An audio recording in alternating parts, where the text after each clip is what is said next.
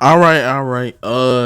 Today we'll be discussing Dragon Ball Z Budokai Tenkaichi 4, also known as Sparking Zero, I believe it's called.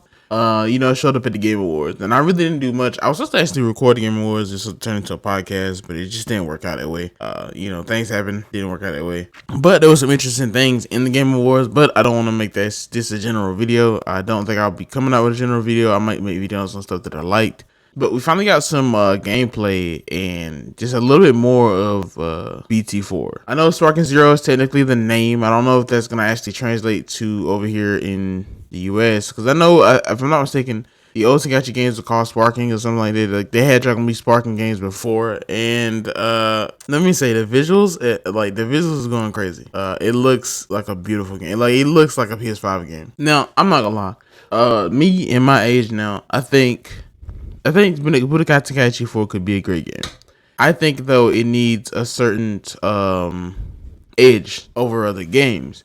And here's what I mean by that. Xenoverse, for instance. Xenoverse is not the latest, because we do have Kakarot, we do have FighterZ, but it is basically the spiritual successor to Budokai. And that one in itself has a creative character system. You go do your parallel quests and your missions and stuff. And I've played it a lot, so I've played it quite a bit. They continue to release very small DLCs for it, like every so often. And I've also been an avid supporter of a Xenoverse 3. I think they should move on from the series, stop doing DLC, and just give us a complete new game. But seeing this, it doesn't really look like that is the case. Seeing this BT4, it seems like this is the new thing that's on the pipeline. Now, one thing about the Budokai games I loved in the past was the story mode. I feel like the story mode in Xenoverse is not a bad story mode at all. I think it's actually a really good story mode. I feel like it's interesting to say the least, but I feel like going from Xenoverse 1 to 2, it got kind of boring. It really did. It was cool to kind of go back in time and try to influence certain events and stuff, and the way you were written into the story. It was interesting, but it seemed like from Xenoverse 1 to Xenoverse 2, everything was just pretty much rehashed, and they just kind of just came back with the same flow, you know what I'm saying? And I feel like that's just not an extensive story mode. And then you have games like Kakarot, which has an amazing story mode, which pretty much is a story mode game, mind you. That game is Dragon Ball Z, the story mode. Like, it's specifically made for that. And it has an amazing story mode, amazing story fights.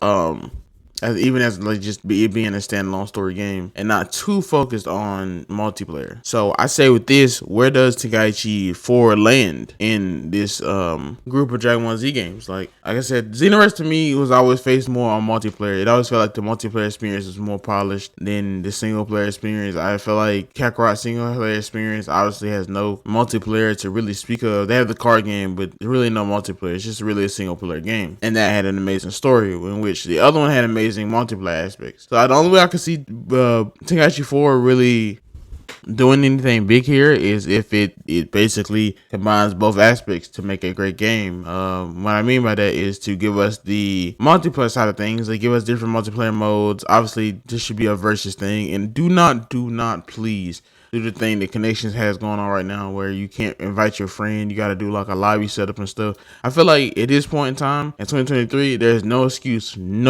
absolutely no excuse for any game to release with a broken matchmaking system. That's just me personally. I've seen it happen a couple times. If something new comes out, you can't matchmake with your friend.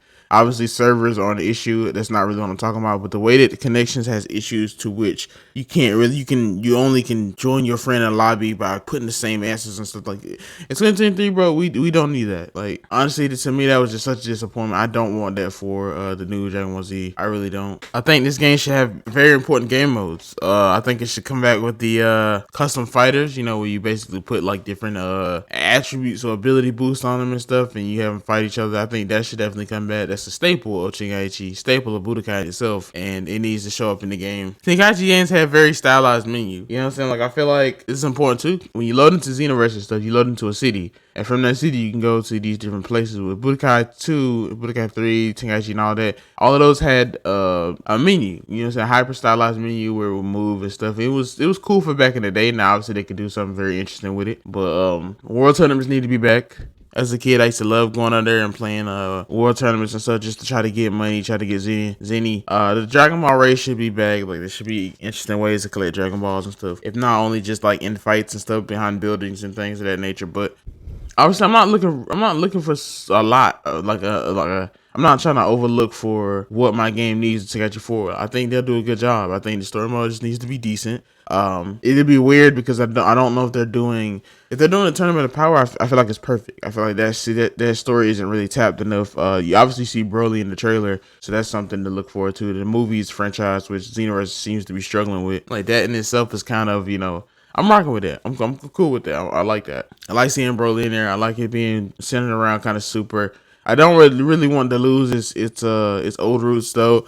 I know it's gonna be controversial, but they do it in pretty much every Dragon Ball Z game, so I probably don't have to worry. But they always tend to leave Dragon Ball GT out, or at least try to. I felt like the last couple of games definitely had GT characters though. I feel like at this point, even though it's like a scarred history in the animation part of it, in the games, Super Saiyan 4 is just too cool to leave out. Hopefully they don't leave them out. It's not just straight super characters. The fighting cutscenes look so polished, look so crisp. Somebody mentioned they feel like it looks like in the art style of the Broly movie. You know what I'm saying? And I was like, I kind of can agree. It looks really artistic in what they're doing. I'm definitely not mad at it. I think it's a good idea. Hopefully they can make these alterations though. I think it'll be a good game. Let me know how you feel about it down in the comments below, and I'll see you guys next video.